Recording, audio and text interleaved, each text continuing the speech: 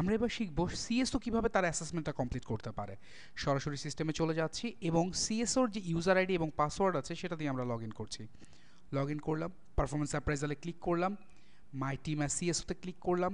সেখানে আমরা দেখতে পাচ্ছি আমার কাছে একটি ফর্ম এসে বসে আছে অ্যাসেসমেন্টের জন্য। এডিট বাটনে ক্লিক করলাম, নিচের দিকে স্ক্রল করে যাচ্ছি। এবার আমি এখানে দেখতে পাচ্ছি পার্সোনাল ট্রেডসগুলোতে আরআইও কী কী অ্যাসেস করেছেন সেটা আমি দেখতে পাচ্ছি। এবার আমি আমার অ্যাসেসমেন্টগুলো দিচ্ছি। আরআইও 4 দিয়েছেন, আমিও 4 দিলাম।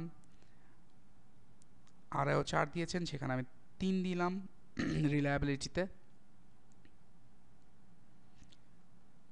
বিহেভিয়ারে 3 দিয়েছে, আমিও 3 দিলাম। অনেস্টিতে 4 দিয়েছে, আমি 4 দিলাম।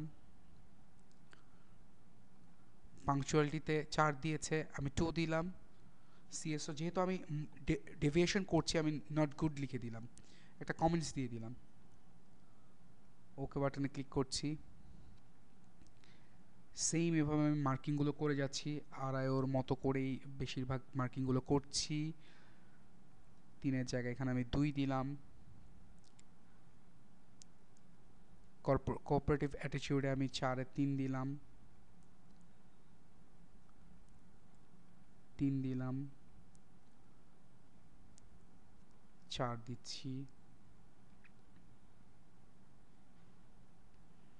3 দিচ্ছি। রেসপন্সিবিলিটিতে আমি তাকে 4-এ 4 দিচ্ছি এবং ডিসিপ্লিনে আমি তাকে 3 দিচ্ছি। ওকে, সো টোটাল উনি 44-এর মধ্যে 52-এর মধ্যে 41 পেয়েছে। পার্সোনাল ট্রেটে উনি আরআইওর কাছ থেকে পেয়েছিল 47, সিএসওর কাছ থেকে পেয়েছে 41। টোটাল 52-এ ওনার গড় মার্ক এসছে পার্সোনাল ট্রেটে 44। সেম আমরা এবার চলে যাচ্ছি পারফরমেন্স ট্রেটে। পারফরমেন্স ট্রেটেও আমি একই রকমভাবে তাকে মার্কিং করছি। 3-এ 3 দিচ্ছি, তাকে আমি ওয়ার্ক কোয়ালিটিতে তাকে আমি 2 দিচ্ছি। সিএসও ইভ্যালুয়েশনে 3 দিচ্ছি আমি তাকে। টিম ওয়ার্ক অ্যাবিলিটিতে আমি তাকে 3 দিচ্ছি। রাইটিং স্কিলে আমি তাকে 4 দিচ্ছি। ডিউটিফুলনেসে আমি তাকে 3 দিচ্ছি। যদি কোনো ডেভিয়েশন থাকে চাইলেই আমরা কমেন্টস অ্যাড করতে পারি। সিএসও ইভ্যালুয়েশন আমি 4 দিচ্ছি এখানে তাকে। ভার্বাল কমিউনিকেশন স্কিলে 3 দিলাম।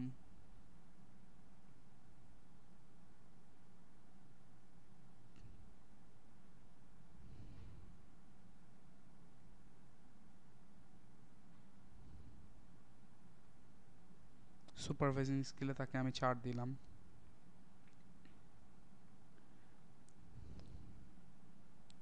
দিলাম তাকে আমি অ্যামাউন্ট অফ ওয়ার্ক পারফর্মড। খেয়াল করি তার এখানে 48-এর মধ্যে উনি 39.5 পেয়েছেন। সো এবার আমি যেটা করছি, আমি দেখতে পাচ্ছি আরআইও তার ট্রেনিং রিকমেন্ডেশনে ইআরপি ট্রেনিংয়ের জন্য তাকে রিকোয়েস্ট করেছে, রিকমেন্ড করেছে। এবার আমি সিএসওর কমেন্ট দিয়ে দিলাম,